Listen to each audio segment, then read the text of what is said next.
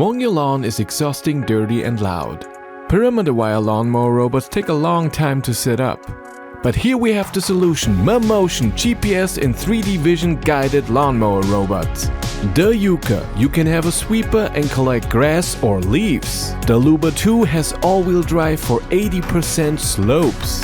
If you want it lighter, there's the Yuka Mini and the Luba Mini all-wheel drive. Use the link in the description to tell Mammotion I sent you. Hello everyone, this is a Tesla Model Y Juniper long-range dual motor, and I had it for around a week and I drove above 1,000 kilometers. And today it's time to play Dr. Jekyll and Mr. Hyde. We're gonna go through the stuff that's really amazing and what Tesla does best, and Tesla does great with their cars, and all the other brands should be ashamed and are doing it that way. And then the other way around, the stuff that's really annoying and crap and that a lot of car makers do way better and I want to complain about. First, I'm Dr. Jekyll, I'm nice.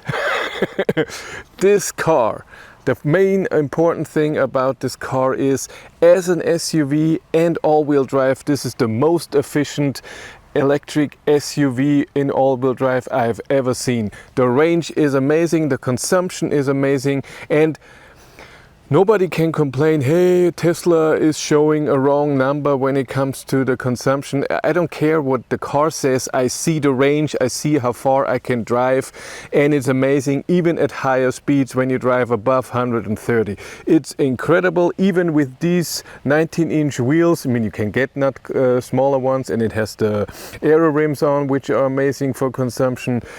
This car is amazing for a long distance trip, and it does it really, really well. The space. This car has so much space, even in the front seats and rear seats. I'm totally fine. Then the trunk is incredible. It has the second floor, which is so deep, and then of course the gigantic front top.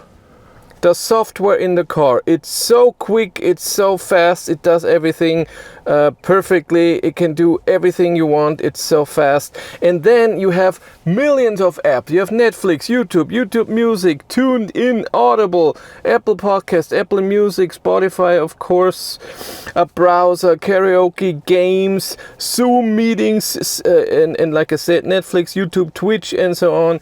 It's incredible what this car can do, and so many nice features for the software. You can keep the climate on, dog mode, camp mode. Then you have your user accounts, where with your key on the phone, another thing we're gonna get to in a second, the car knows who it is, and then seat, steering wheel, side mirrors, software settings will be adjusted to each driver, which is amazing, all automatically and so easy.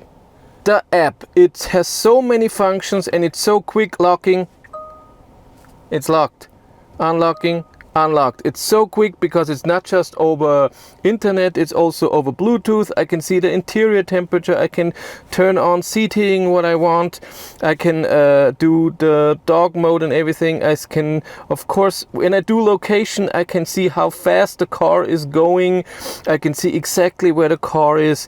There's so much in here that's really amazing that you can do. And what's so cool, if I scroll down, I get lock, bonnet and rear bonnet, so I can open the car and different things very, very easy and quick. And the phone is also the key for my car. I don't need a real key. Bluetooth on, app started, and it's done.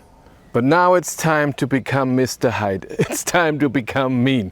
Number one in this car, even though this is the newest version and it's supposed to be more comfortable, it's not. It's a bit more comfortable than the old Model Y, but it's still a sporty car, and Tesla wants it to be that way.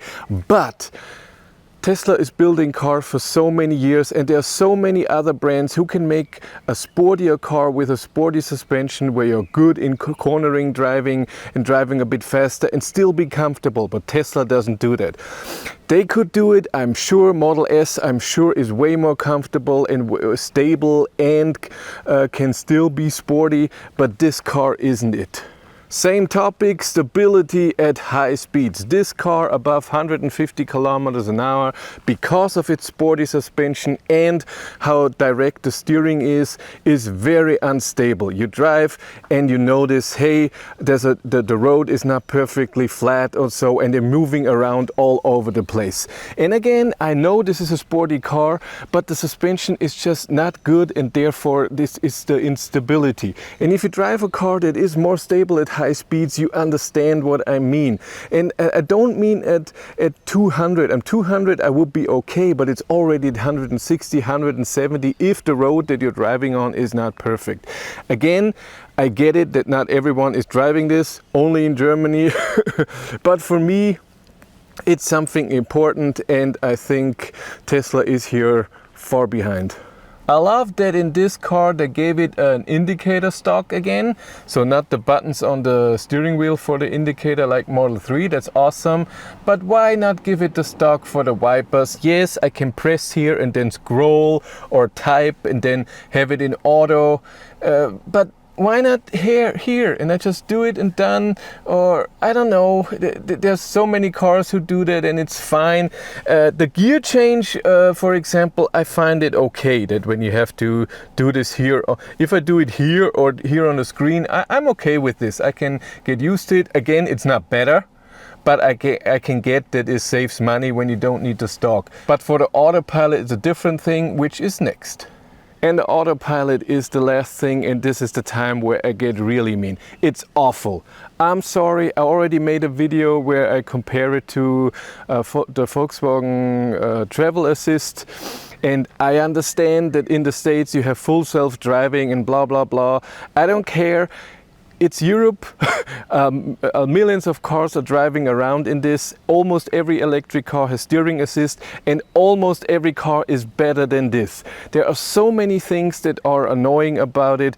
First of all, let's start from the beginning. If you have not engaged Autopilot when you start driving, if you only have cruise control in there, you cannot turn it on while driving. You have to stop, put the car in park, and then you can activate it. If it's on and you're driving, you can switch around, but you can only switch in the infotainment system. There's no button or stalk or something where while driving you say, I'm in a construction zone, it cannot see the lines very well, I don't want to use steering assist, I want to do it myself but keep with cruise control. You have to go into infotainment system, number one. Number two, this car doesn't have the enhanced Autopilot, so it has normal Autopilot when you just buy the car with any extras, and it has a weird thing which I don't get. When I use cruise control on the highway and I change lane, cruise control stays engaged, it's all fine. If I use steering assist and I touch the indicator, steering assist is off and cruise control as well. I don't get why. Doesn't make any sense to me, except for, hey, please buy the enhanced Autopilot so you get the lane change assist. Next thing is that I don't have resume. I get that this car can see, hey, you're on the highway, you drive 130, and you can even put in that it adds or deducts speed from what it knows. So when there's 100, you can say +7. It does it really well. But if I'm on the highway and I want to drive 135, and it gives me 130 and I don't have resume, and you stop cruise control many times because you have to brake, or I don't know, again you use the indicator and it turns it off. Every time you want to engage it again, you have to either drive exactly that speed or you press it, it says 130 and you have to scroll up to the 135. It's annoying. Every other car has steering cruise control with resume. This car doesn't have it. And you can put it in the distance when cruise control is off. Why is this not resume? When cruise control is off, I don't have to adjust the distance. It's not that important. Ghost braking in this car, I only had it twice in this week, but I have heard for so many Tesla drivers that ghost braking is an issue where it slows you down. Since it doesn't have radar or anything, it does everything with the cameras, where it thinks how far it is, and then sometimes it just slows down without any reason. And I've had this when there's a car on a different lane and it thinks I'm driving into it in a corner or something. I had a car coming towards me and it thought there's something I have to slow down, and it just does it without you thinking it would happen, so it's very scary. But then the autopilot itself, so when you have steering assist on and it's just straight and you don't use the indicator like I just said, it's okay. It doesn't annoy me with, hey, you touch the steering wheel that I have to steer against. What it still has, if it's driving a bit too much to the left for your taste and you want to drive a bit more to the right, you have to fight it, and if you fight it too much, it turns it off. And then we get to the last point of this autopilot. Why every time when I turn steering assist on and off, I get a beep, and this beep also turns down the volume of my infotainment system. If I'm listening to music and I turn it on, cruise control or steering assist, I get doo-doo, doo-doo. I get it if there's a problem and it turns off because of a safety thing, I don't know, because I steer or I don't steer or something, I get it. But otherwise, if I just turn it on, why does there have to be a beep? I don't get it. That's stupid. One thing I have, and that's charging. Yes, DC charging at the supercharger, it can charge with 250 kilowatt peak, but only on the bottom and only for a minute or two. Then the charging power goes down significantly. If you want to charge to 80%, that takes a long time, I would say above 30 minutes. At 50%, I already had 100 kilowatt, and it said from 50 to 80% takes 20 minutes. Again, the car is very efficient and most likely you don't have to charge that high. Maybe 50% is already enough to get to the next charger, and most likely this is also better. So charging to 80% in this car takes so long that it's better to charge to 50% and charge one more time. Not amazing charging, they still haven't improved it. It's a bit sad. But let's sum it up. I'm sorry, someone is cutting grass and is loud here. It's amazingly efficient, the software is great, most of the software is really smart, a few things are annoying, but that with every software there's also a taste thing. Tesla thinks it has to be like this, I think it has to be different.